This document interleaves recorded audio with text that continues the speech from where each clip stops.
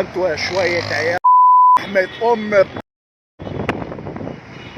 كل سنة وانتوا طيبين اخواتي المحترمين. الناس اللي بيتخارق عليكم بلاش بقى، بلاش ده انت عالم يخرب بيت اهلك.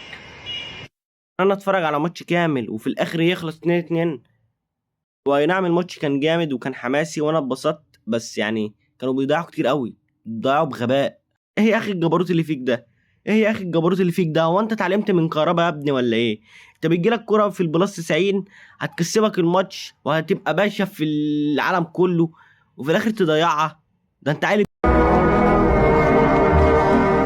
بجد يا جماعة. الماتش ده بيعبر عن جنون كرة القدم بجد والله.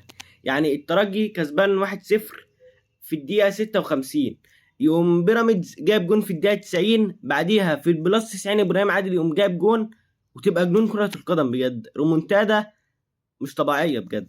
المشكلة بقى ان الجونين احسن من بعض، تعال اوريهم لك. بص ده جون مصطفى فتحي، هو اي نعم كان قصده ان هو يعملها عرضية بس جت معاه حظ، بس الجون جامد بصراحة. بص ده جون ابراهيم عادل، بص جون جامد جدا بصراحة يا جماعة. اللاعب ابراهيم عادل ده مظلوم مع بيراميدز، ما يستحقش ان هو يلعب في بيراميدز بصراحة. يعني انا قاعد عمال اتكلم عن الدوري الانجليزي ودوري ابطال افريقيا، في الاخر واحد يطلع لي يقول لي زيزو افضل لاعب في قارة افريقيا. يا حبيبي الكونفدرالية بتاعتك اللي انت لعبها ضد الزمالك والمصري ده، المصري كان معلم عليك، وزيزو خد اكبر بالونة في مصر وخد 10/10 واكسلنت وبيرفكت وفيري جود كمان. وجمهور الزمالك كان بيحيي الشهداء اللي حصلوا في حادثة بورسعيد، يوم جمهور المصري شاتمهم في الدقيقة 74 اللي هم رفعوا فيها الكشافات.